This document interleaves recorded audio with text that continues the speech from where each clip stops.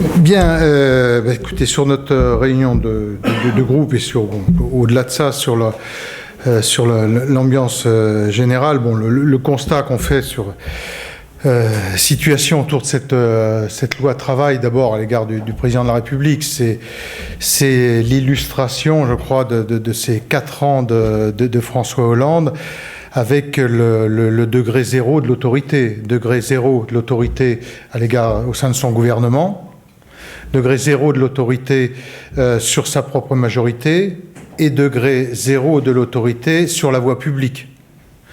On ne peut pas faire un constat autre que celui-là. Je pense qu'on est là, effectivement, dans une situation tout à fait invraisemblable. Ensuite, sur la manière dont vont se passer les choses dans la semaine, soit le gouvernement a décidé d'utiliser le 49.3 et donc il passe la délibération demain en Conseil des ministres et on nous le dit, les choses sont claires. Soit il décide d'aller au bout du débat parlementaire, mais à ce moment-là, on l'organise comme il faut.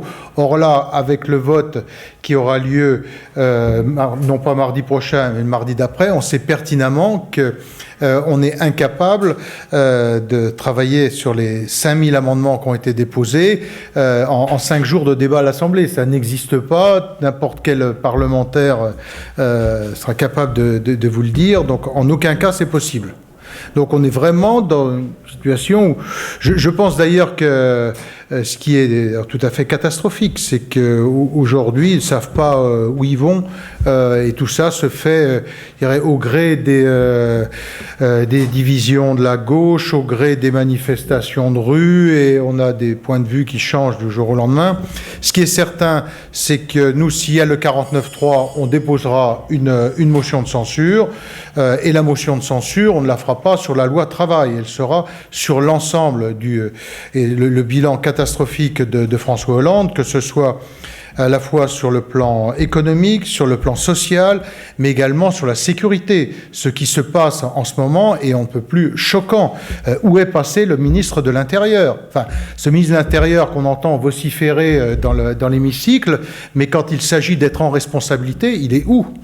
Regardons ce qui s'est passé avec l'occupation de la place de la République, alors qu'il continue. Alors maintenant, on explique aux militants d'extrême gauche qui occupent la place de la République qu'ils ont le droit au jus d'orange et au gâteau sec.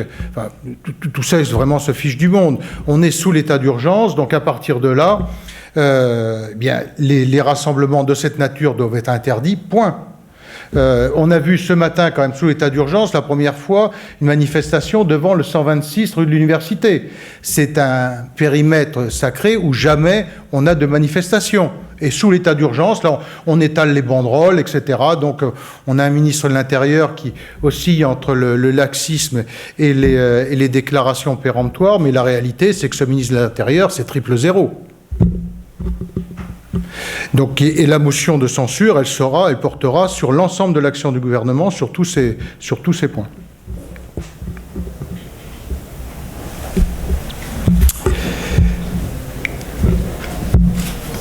Vous êtes quoi ? Sur les motions de rejet, on renvoie en commission pour être examiné en début de discussion. 2, on a, alors, les orateurs pour notre groupe, c'est Gérard Cherpion et Isabelle Le Callennec, et on a 2 motions de renvoi. On a une première motion qui est celle de rejet, c'est Jean-François Copé qui la défend.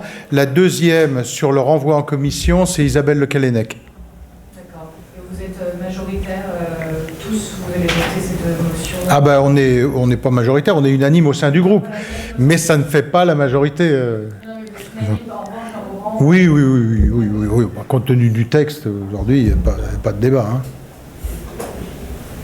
Oui. Est-ce que le texte peut encore passer 149.3 ou est-ce que vous êtes convaincu que le gouvernement n'aura pas des Moi, alors, tout est toujours possible avec ce gouvernement. Je veux dire, on assiste à la chorégraphie du chant du cygne. Hein, c'est-à-dire que, bon, voilà. Je ne sais pas...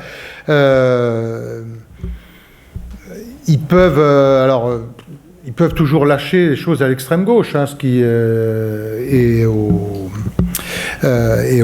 frondeurs. Bon, ils en ont tellement lâché, je ne vois pas ce qui reste, mais enfin, il reste encore deux ou trois sujets. Hein. s'ils décident d'aller, ils peuvent par exemple surtaxer les CDD, enfin renforcer un certain nombre de choses. Bon, déjà, on est dans un texte qui est un véritable non-sens, mais bon. Non, ce qui est invraisemblable, c'est la méthode, c'est l'abécédaire de ce qu'il faut faire pour échouer.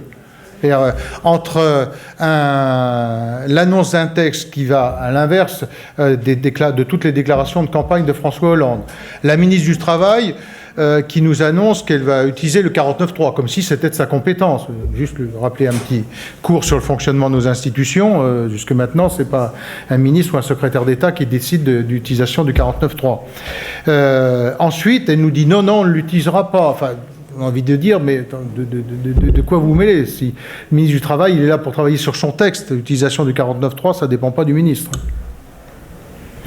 Donc, comme toutes les lignes bougent au gré des factions internes du PS et des manifs de rue, je ne peux pas vous dire. Ce qui est certain, c'est que ce débat parlementaire est parti sous les plus mauvais auspices.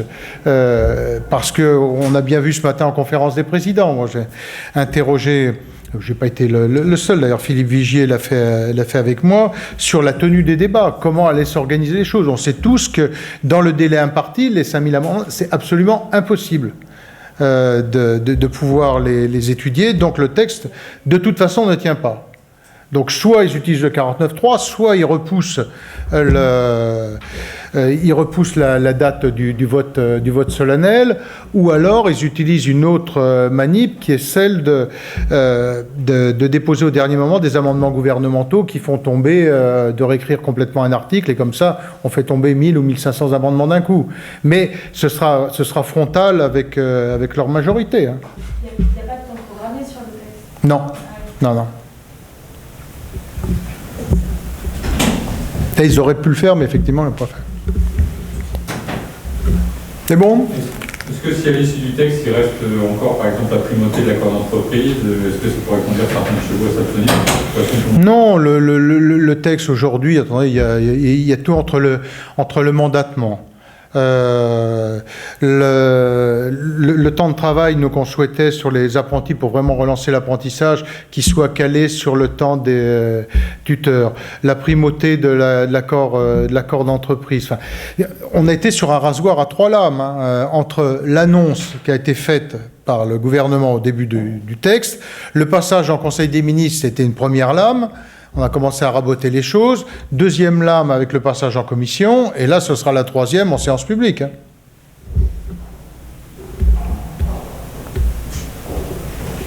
Bien.